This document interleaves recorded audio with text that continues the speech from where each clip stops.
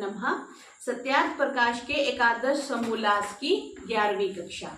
प्रकरण क्या चल रहा है कि महर्षि जड़ और चेतन के बारे में बताते हुए ये हमें समझाने की प्रयास कर रहे हैं कि जो चेतन चीजें हैं वो हमें हानि या लाभ पहुंचा सकती हैं। जैसे कूलर पड़ा है तो कूलर हमें कोई नुकसान नहीं पहुंचा रहा, घर में एसी पड़ा हुआ है तो वो नहीं यूज कर रहे तो वो कोई नुकसान नहीं पहुंचा रहा। जो चेतन वस्तु होती है जैसे माता पिता भाई बंधु मित्र आदि जो लोग हैं वही हमें सुख या दुख पहुंचाते हैं। तो यहाँ कह रहे हैं कि सच तो यह है कि सूर्य आदि लोग जो हैं वो जड़ हैं, वे ना किसी को दुख और ना सुख देने की चेष्टा कर सकते हैं, किंतु जितने तुम ग्रह दानोपजीवी हो वे सब तुम ग्रहों की मूर्तियां हो, क्योंकि ग्रह शब्द का अर्थ तुम में घटित होता है।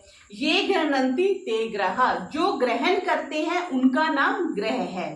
जब तक तुम्हारे चरण, उनको बोल रहे हैं पोप लोगों को जो ऐसे पाखंडी लोग हैं, कि जब तक तुम्हारे चरण राजा रईस सेठ साहूकार और दरिद्रों के पास नहीं पहुंचते तब तक किसी को नवग्रह का स्मरण नहीं होता। कोई हमें किसी को आके बताता है ना तुम्हारी ये परेशानी चल रही है, तुम्हें नवग्रह की बात करेंगे या बहुत किसी का नुकसान हो रहा है तब हम उसकी बात करें। वही बात बता रहे हैं कि जब तुम साक्षात सूर्य शनिश्चर आदि मूर्तिमान क्रूर रूप धर के उन पे जा चढ़ते हो तब बिना ग्रहण किए उनको कभी नहीं छोड़ते। उनसे कुछ ना कुछ आप लेके ही आते हो, कोई पाठ पूजा करते हो तो भी उसका धन लेते हो। जो तुम्हारे ग्रास में ना आवे उनकी निंदा नास्तिक आदि शब्दों से करते फिरते हो। ये तो है जिसकी हम, जो हमारा लाभ नहीं करता हम उसकी निंदा करते ही हैं। फिर पोप जी को कह रहे हैं कि देखो ज्योतिष का प्रत्यक्ष फल आकाश में रहने वाले सूर्य चंद्र और राहु केतु का संयोग रूपी ग्रहण को पहले ही कह देते हैं। ये प्रश्न किया जा रहा है महर्षि से कि हम जो ग्रहण का पहले बता देते हैं, जैसे ये प्रत्यक्ष होता है वैसे ग्रहों का फल भी प्रत्यक्ष होता है। सूर्य ग्रहण और चंद्र ग्रहण होता है तो वैसे ही पूर्व पक्षी ये कह रहा है कि ग्रहों के जो फल हैं वो भी प्रत्यक्ष होते हैं। देखो धनाढ्य दरिद्र राजा रंक सुखी दुखी ग्रहों से होते हैं। तो सत्यवादी क्या उत्तर दे रहे हैं, सही प्रश्न उत्तर क्या है कि जो ये ग्रहण रूपी प्रत्यक्ष फल है सो गणित विद्या का है। वो गणित से कैलकुलेट करते हैं ना, जिसको ये फलित का नहीं है। गणित में कैलकुलेशन से बता देते हैं सूर्य इतने बजे उदय होगा इतने बजे अस्त होगा, कौन से अक्षांश से जाएगा कौन से दक्षांश से जाएगा। वो कह रहे हैं कि ये गणित का फल है, फलित का नहीं है। जो गणित विद्या है वह सच्ची और फलित विद्या स्वाभाविक संबंध जन्यों को छोड़ के झूठी है। जो कैलकुलेशन से निकलती है, ग्रहों की स्थिति बताना, नक्षत्रों की बताना, तारों की गणना, जैसे ये जो उपग्रह छोड़ते हैं ये पूरी कैलकुलेशन से छोड़ते हैं ना, कौन से स्थान पे छोड़ना है कौन से ऑर्बिट में जाके छोड़ना है, ये सारी कैलकुलेशन सही है। लेकिन जैसे अनुलोम प्रतिलोम घूमने वाली पृथ्वी और चंद्र के गणित से स्पष्ट विदित होता है कि अमुक समय अमुक देश और अमुक अवयव में सूर्य व चंद्र ग्रहण होगा, जैसे इन्होंने सूत्र भी दिया कि यह सिद्धांत शिरोमणि और एक सूर्य सिद्धांत, ये दो पुस्तकें हैं ज्योतिष शास्त्र की जो गणित के हिसाब से हैं और वो कैलकुलेशन बताती हैं सूर्य उदय कब होगा। नहीं तो प्रतिदिन अपने पास जो पंचांग आता है उसमें सूर्य की गणना की होती है, सूर्य उदय की, सूर्य अस्त की, चंद्र उदय की, चंद्र अस्त की। वो कैलकुलेशन जो करते हैं वो सिद्धांत शिरोमणि और सूर्य सिद्धांत नामक ग्रंथ से करते हैं। तो इस प्रकार सूर्य सिद्धांत में भी है, अर्थात जब सूर्य भूमि के मध्य में चंद्रमा आता है तब सूर्य ग्रहण। सूर्य और भूमि, ये ऊपर सूर्य हो गया इधर भूमि होगी, इसके बीच में जब चंद्रमा आ जाता है तब तो हमारा चंद्र ग्रहण हो गया। मतलब इस चंद्रमा की छाया भूमि पर और भूमि की छाया चंद्रमा पर पड़ती है और सूर्य प्रकाश रूप होने से उसके सम्मुख छाया किसी की नहीं पड़ती, किंतु जैसे प्रकाशमान सूर्य व दीप से देह आदि की छाया उल्टी हो जाती है वैसे ही ग्रहण में समझो। देखो ये सूर्य सिद्धांत में तब का लिखा हुआ है और हमारे साइंटिस्ट आज हमें बताते हैं कि ये इस तरह से होता है तो ग्रहण लगता है। फिर कह रहे हैं जो धनाढ्य दरिद्र प्रजा राजा रंक होते हैं वे अपने कर्मों से होते हैं, ग्रहों से नहीं होते। बहुत से ज्योतिषी लोग अपने लड़के लड़की का विवाह ग्रहों की गणित विद्या के अनुसार करते हैं। पुनः उसमें विरोध व विधवा या मृतक स्त्री पुरुष हो जाता है, कुछ ना कुछ गड़बड़ हो जाती है। जो फल सच्चा होता तो ऐसा क्यों होता? इसलिए कर्म की गति सच्ची और ग्रहों की गति सुख दुख भोग के कारण में नहीं है। तो महर्षि का ये प्रतिपादित विषय है कि अगर हमें सुख दुख मिल रहे हैं तो वो ग्रहों की गति के कारण से नहीं मिल रहे, वो हमारे कर्मों के कारण से मिल रहे हैं। इसलिए बार बार वो कह रहे हैं कि सत्यवादी बनो, सत्य के पथ पे चलो, ताकि तुम शुभ कर्म करो, धर्म कर्म करो, ताकि तुम्हें आगे सुख मिले। भला ग्रह आकाश में, पृथ्वी भी आकाश में बहुत दूर है, इनका संबंध कर्ता और कर्मों के साथ साक्षात नहीं है। कर्म और कर्म के फल का कर्ता भोगता जीव और कर्मों के फल भोगनहारा परमात्मा है। कर्म हम करते हैं, कर्म करने वाले हम हैं और परमात्मा है। कहाँ पे कर्म का फल भोगा जाता है? जहां पे कर्म करने वाला, कर्म का फल देने वाला और कर्म के फल को भोगने वाला उपस्थित हो। तीनों जगह हो गए। जैसे चोर भी है, न्यायाधीश भी है और न्यायालय भी है, तभी तो उसको सजा दी जा सकती है। और वो जेल भी है, तभी वो सजा लेगा। अब ये जो बताते हैं, ये जो कुत्ता है, बिल्ली है, गाय है, ये जीती जागती भगवान ने जेल बना रखी है। इस कुत्ते को देख के, गाय को देख के, कबूतर को देख के हमें ये स्मरण होना चाहिए कि इसमें आत्मा जो है वो जेल की तरह बैठी हुई है। कोई नए कर्म नहीं कर सकती, सिर्फ कर्मों को भोग सकती है। तो वही बात यहाँ पे कह रहे हैं कि कर्म और कर्म के फल का कर्ता भोगता जीव और कर्मों के फल भोगने हारा, भुगाने हारा जो है वो परमात्मा है। जो तुम ग्रहों का फल मानो तो इसका उत्तर दो कि जिस क्षण में एक मनुष्य का जन्म होता है, जिसको तुम ध्रुवा त्रुटि मानकर जन्म पत्र बनाते हो, उस समय में भूगोल पर दूसरे का जन्म होता है या नहीं? कितने जन्म होते हैं इकट्ठे? जो कहो नहीं तो झूठ, और जो कहो होता है तो एक चक्रवर्ती के सदृश भूगोल में दूसरा चक्रवर्ती राजा क्यों नहीं होता? एक ही दूर क्यों जाना? मेरे तरफ ही देखो, मैं और मेरा भाई जुड़वा है। मेरा भाई किसी अन्य बड़ी अच्छी स्थिति में बैठा हुआ है और मैं किसी अन्य प्रकार की स्थिति में बैठी हुई हूँ। एक समय पे जन्म लेने वाले, इवन जो आइडेंटिकल ट्विंस होते हैं, उनकी भी लाइफ बिल्कुल डिफरेंट जाती है। कोई अभी पिछले दिनों ही कोई मिले थे, वो बता रहे थे कि दो बहनें हैं, एक तो वो फॉरेन में बड़ी अच्छी सेटल है और एक बड़ी परेशानी में भारत में रह रही है। तो इवन आइडेंटिकल ट्विंस का भी हम एक समय पे जन्म हुआ, एक ही ग्रह नक्षत्र है, एक ही कुंडली है। इवन ये तो मेरा साक्षात प्रत्यक्ष है ना, मेरे और मेरे भाई की कुंडली बिल्कुल सेम है और मेरा भाई करोड़ों में खेल रहा है। तो वो स्थिति ऐसी क्यों बनी? उसके लिए मैंने कई एस्ट्रोलॉजर से भी ये प्रश्न कर लिया कि अगर आप एस्ट्रोलॉजी के बेस पे, फलित ज्योतिष के बेस पे बताते हो तो बताओ, लेकिन इसका किसी के पास कोई जवाब नहीं था। वही बात कह रहे हैं कि एक चक्रवर्ती के सदृश भूगोल में दूसरा चक्रवर्ती राजा क्यों नहीं होता अगर एक ही बार में जन्म हुआ है? इतना तुम कह सकते हो कि यह लीला हमारे उदर भरने की है तो कोई भी मान लेवे, मीन्स ये सही नहीं है। फिर कह रहे हैं कि गरुड़ पुराण भी झूठा है। गरुड़ पुराण की कथा करते हैं ना, जब किसी की मृत्यु हो जाती है तो कह रहे हैं हाँ असत्य है। क्यों? फिर मरे हुए जीव की क्या गति होती है? तो महर्षि उत्तर दे रहे हैं जैसे उसके कर्म है। फिर प्रश्न कर रहे हैं कि जो यमराज राजा, चित्रगुप्त मंत्री और उसके बड़े भयंकर गण कंजल के पर्वत के तुल्य शरीर वाले जीव को पकड़कर ले जाते हैं, ऐसा बोलते हैं। ये शायद गरुड़ पुराण में होगा। पाप पुण्य के अनुसार नरक स्वर्ग में डालते हैं, उसके लिए दान पुण्य, श्राद्ध, तर्पण, गोदान आदि वैतरणी नदी तरने के लिए करते हैं। ये सब बातें झूठी क्यों हो सकती है? ये प्रश्न किया जा रहा है।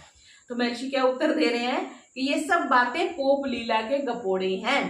जो अन्यत्र के जीव वहां जाते हैं उनका धर्मराज चित्रगुप्त आदि न्याय करते हैं, तो वे यमलोक के जीव पाप करें तो दूसरा यमलोक मानना चाहिए। अगर धरती के लोग पाप करते हैं तो वो उनको यमराज ले गए और यमराज ने उनको दंड दिया। तो महर्षि ये कह रहे हैं कि फिर जो यमलोक है, यमलोक के लोग जब गलती करेंगे या पाप करेंगे तो एक और यमलोक समझना चाहिए। इसको शास्त्र की दृष्टि से अनावस्था दोष कहते हैं, मीन्स जहां अंत ही नहीं होगा। फिर जो हमने दूसरा यमलोक सोचा, उसमें जो पाप कर रहे हैं उसके लिए तीसरा यमलोक सोचना होगा, तो अंत कहाँ पे होगा? कहीं भी नहीं। अवस्था समझते हैं, अवस्था इज ए स्थिति, और अनवस्था जिसकी कोई स्थिति नहीं है, तो इस प्रकार ये अनवस्था दोष आ जाएगा। इसलिए जब भी हम शास्त्र पढ़ते हैं तो हमें कहीं ना कहीं एक स्टॉप समझना पड़ता है कि यहाँ पर रुकेगा। जैसे हम सृष्टि का क्रम सोच रहे हैं कि यहाँ सृष्टि क्रम रुकती है, वेद की उत्पत्ति हुई, वेद काल तक रहेगा, प्रकृति बनी है, सृष्टि बनी है, फिर इसका नाश होगा, तो हमें एक लिमिटेड अप्रोच लेके चलना पड़ता है। तो ये कह रहे हैं कि यमलोक के जीव पाप करें तो दूसरा यमलोक मानना चाहिए, कि वहां के न्यायाधीश उनका न्याय करें, और पर्वत के समान यम गुणों के शरीर हो तो दिखते क्यों नहीं। अब यहाँ पे कोई जैसे बहुत बड़े, जैसे हम भीम को देखते थे महाभारत में, वो जो कोई पहलवान थे, या हनुमान जी जो बने थे, दारा सिंह जी बने थे, तो उनके शरीर विशाल काय थे, तो दिखने में तो आती है ना। और मरने वाले जीव को लेने में छोटे द्वार में उनकी एक उंगली भी नहीं जा सकती, सड़क गली में क्यों नहीं रुक जाते। जो कहो कि वे सूक्ष्म देह भी धारण कर लेते हैं, तो प्रथम पर्वतवत शरीर के बड़े बड़े हाड़ पोप जी बिना अपने घर के कहाँ धरेंगे, कि अगर इतने बड़े बड़े यमलोक के दूत आते हैं लेने के लिए, तो महर्षि कह रहे हैं कि उनके शरीर दिखते क्यों नहीं। अगर कहते हैं सूक्ष्म शरीर से आते हैं तो स्थूल शरीर को कहाँ छोड़ के आते हैं, ये बात कर रहे हैं। फिर कह रहे हैं कि जब जंगल में आग लगती है तब एकदम पिपीलिका आदि जीवों के शरीर छूटते हैं, उनको पकड़ने के लिए असंख्य यम के गण आवे, और वहां अंधकार हो जाना चाहिए, और जब आपस में जीवों को पकड़ने के दौड़ेंगे तब उनके शरीर ठोकर खा जाएंगे। तो जैसे पहाड़ के बड़े बड़े शिखर टूटकर पृथ्वी पर गिरते हैं, वैसे उनके बड़े बड़े अवयव गरुड़ पुराण के बांचने और सुनने वालों के आंगन में गिर पड़ेंगे। ऐसे कह रहे हैं कि जैसे जंगल में आग लगी तो बहुत से पिपलिका आदि जीव मर गए, तो इतने सारे गण आने चाहिए उनको लेने के लिए। गण लेने आने तो धक्का मुक्की होनी चाहिए, धक्का मुक्की होए तो उनको कोई मरेगा, कोई कटेगा, तो उनके शरीर नीचे गिरने चाहिए, ऐसी बात कर रहे हैं। तो वे दब मरेंगे, वह घर का द्वार अथवा सड़क रुक जाएगी, तो कैसे निकल सकेंगे और चल सकेंगे। फिर कह रहे हैं श्राद्ध तर्पण पिंड प्रदान उन मरे हुए जीवों को तो नहीं पहुंचता, किंतु मृतकों के प्रतिनिधि पोप जी के घर, उदर और हाथ में पहुंचता है। जो वैतरणी के लिए गोदान देते हैं, वैतरणी नदी ऐसा कुछ इमेजिन करते हैं कि जब मृत्यु होती है तो कोई वैतरणी नदी है, उसमें से पार नहीं हो सकता जीव, तो उसके जो सगे संबंधी हैं पीछे, वो गाय का दान करते हैं, फिर वो नदी पार होती है। ऐसी एक कथा कुछ बताते हैं गरुड़ पुराण में। तो कह रहे हैं कि वैतरणी पर गाय नहीं जाती, पुनः किसकी पूंछ पकड़कर तरेगा। हाँ, उसमें वो कहते हैं कि उसकी पूंछ पकड़ के जीव जो है वो उसको तर जाता है, और हाथ तो यहीं जलाया, वो गाड़ गया, हाथ जला दिया मेरे व्यक्ति को, फिर पूंछ को कैसे पकड़ेगा। यहाँ एक दृष्टांत इस बात में उपयुक्त है, तो महर्षि एक उदाहरण देके बता रहे हैं। वो कह रहे हैं ना कि वैतरणी नदी से आप गाय का दान करोगे तो उसकी पूंछ को पकड़ के वो जो जीव है वो उस नदी को पार हो जाता है और उसकी सदगति हो जाती है। कह रहे एक जाट था, उसके घर में एक गाय बहुत अच्छी और 20 सेर दूध देने वाली थी। दूध बड़ा स्वादिष्ट होता था, कभी कभी पोप जी के मुख में भी पड़ता था। उसका पुरोहित यह ध्यान कर रहा था कि जब जाट का बुढ़ा बाप मरने लगेगा तब इसी गाय का संकल्प करा लूंगा। कुछ दिनों में दैव योग से उसके बाप का मरण समय आ गया, जीभ बंद हो गई, खाट से भूमि पर ले लिया, अर्थात प्राण छोड़ने का समय आ पहुंचा। उस समय जाट के इष्ट मित्र और संबंधी भी उपस्थित हुए। पोप जी ने पुकारा कि यजमान, अब तू इसके हाथ से गोदान करा। जाट 10 रुपया निकाल पिता के हाथ पे रख के बोला, पढ़ो संकल्प।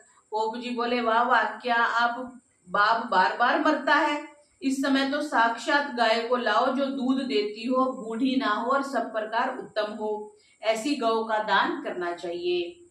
तो जाट बोलते हैं, हमारे पास तो एक ही गाय है, उसके बिना हमारे लड़के का विवाह, लड़के और परिवार का निर्वाह नहीं हो सकेगा, इसलिए उसको ना दूंगा।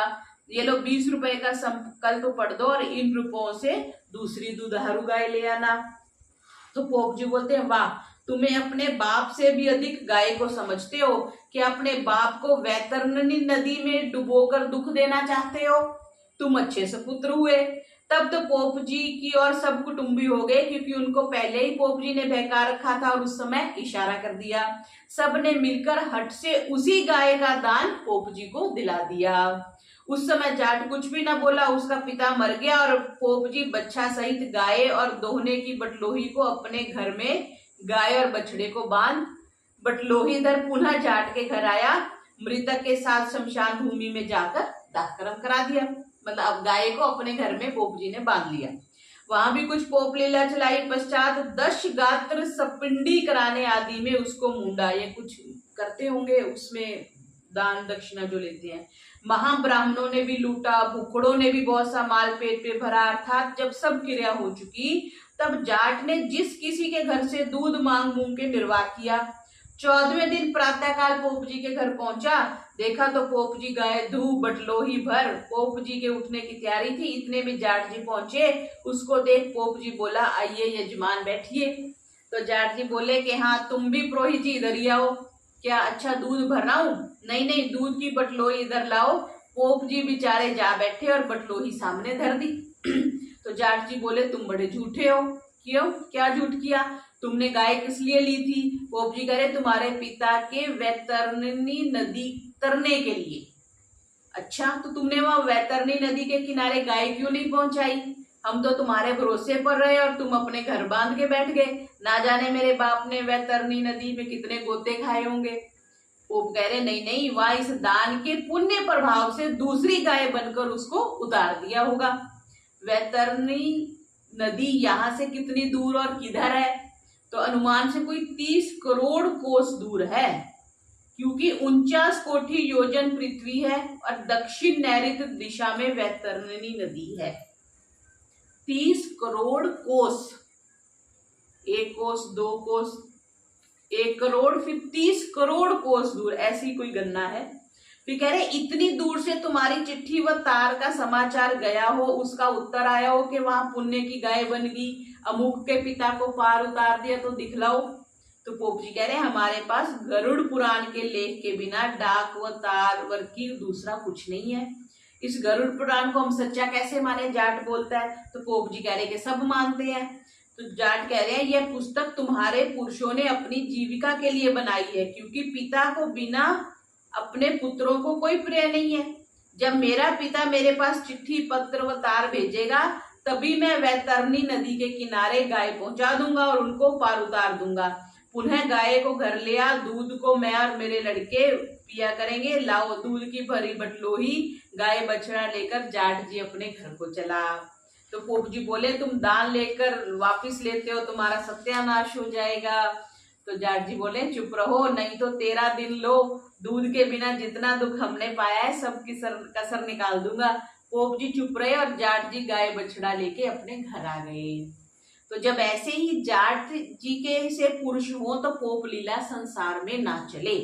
जो यह लोग कहते हैं ना कि 10 गात्र के पिंडों से 10 अंग सपिंडी करने से शरीर के साथ जीव का मेल होके अंगुष्ठ मात्र शरीर बन के पश्चात यमलोक को जाता है, तो मरते समय यमदूतों का आना व्यर्थ होता है।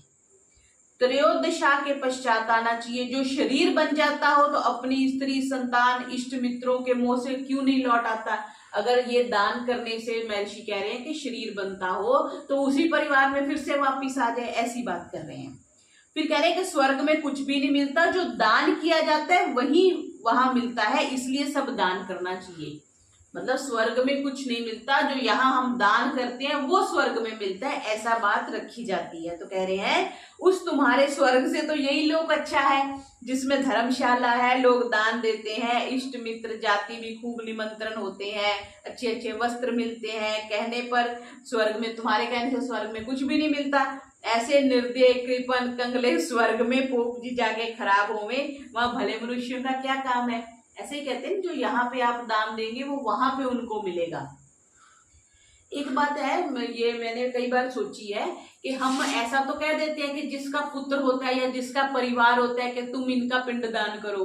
जो इस परंपरा के भी साधु सन्यासी हैं, जो ये गरुड़ पुराण को भी मानते हैं और ये श्राद्ध तर्पण को भी मानते हैं, तो सन्यासी साधु जो जैसे हमारे जैसे अकेले व्यक्ति होते हैं, उनका क्या होता है? बहुत से ऐसी जगह पर हैं जो हिमालय की कंदराओं में बैठे हैं, कितने कितने वर्षों से तपस्या में बैठे हैं, वो कब मर गए वो किसी को पता ही नहीं है, तो उनके पिंडदान तो नहीं होते।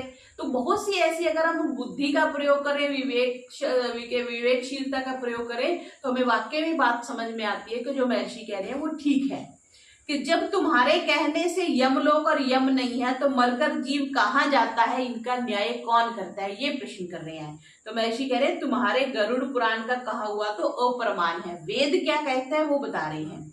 यमेन वायुना सत्य राजन इत्यादि वेद वचनों से निश्चय है कि यम नाम जो है वो वायु का है। शरीर छोड़ वायु के साथ अंतरिक्ष में जीव रहते हैं, और जो सत्यकर्ता पक्षपात रहित परमात्मा धर्मराज है वही सबका न्याय करता है। कोई अलग से यमराज नहीं कहते, यमराज भी तो एक वायु का ही नाम हो गया, और परमात्मा को क्या कह दिया, धर्मराज कह दिया, वही न्याय करता है।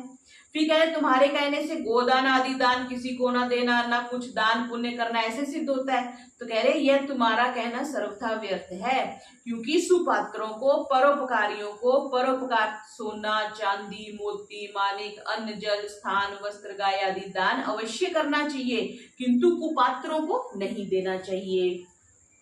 फिर कह रहे कुपात्र और सुपात्र के क्या लक्षण है, तो ये इसको देख लेते हैं कि जो छली कपटी स्वार्थी विषयी काम क्रोध लोभ मोह से युक्त पर हानि करने वाले लपटी मिथ्यावादी अविद्वान कुसंगी और आलसी, और जो कोई दाता हो उसके पास बारंबार मांगना, धरना देना, ना किए पश्चात भी हठता से मांगना, संतोष ना होना, जो ना दे उसकी निंदा करना, शाप और गाली आदि देना, अनेक बार जो सेवा करे और एक बार ना करे उसका शत्रु बन जाना, ऊपर से साधु का वेश बना के लोगों को बहका के ठगना, और अपने पास पदार्थ हो तो भी मेरे पास कुछ भी नहीं है कहना, सबको फुसला फुसलू कर स्वार्थ सिद्ध करना, रात दिन भीख मांगने में ही प्रवृत्त रहना, निमंत्रण दिए पर यथेष्ट भांग आदि मादक द्रव्य खा पीकर बहुत सा पराया पदार्थ खाना। बहुत से लोग भांग इसलिए खाते हैं ना, भंडारे में जाने से पहले भांग खा लेते हैं,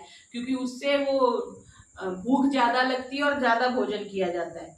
पुनः उन्मुक्त होकर प्रमादी होना, सत्य मार्ग का विरोध करना, झूठ मार्ग में अपने प्रयोजनार्थ चलना, वैसे ही अपने चेलों को अपनी ही सेवा करने का उपदेश करना, अन्य योग्य पुरुषों की सेवा करने को ना बोलना, सद्विद्या आदि प्रवृत्ति का विरोधी, जगत के व्यवहार स्त्री पुरुष माता पिता संतान इष्ट मित्रों से अप्रीति करना, ये सब असत्य है, मीन्स ये झूठ है और जगत भी मिथ्या है इत्यादि दुष्ट उपदेश करना कुपात्रों के लक्षण है। तो ये कुपात्र हमें समझ लेना चाहिए। अब कितने विस्तार से उन्होंने बता दिया, साधु का वेश बना लेना, भांग करके आना, बार बार मांगना, मना करने पे फिर मांगना, जो देता हो उससे अगर एक बार ना दे तो उसको उसके बारे में बुरा बोलना, तो ये सारे कुपात्र के हैं। और अविद्वान जो है वो कह दिया ना, अविद्वान मिथ्यावादी जो झूठ बोलता है, काम क्रोध लोभ मोह से युक्त है, ऐसा व्यक्ति जो है वो कुपात्र है।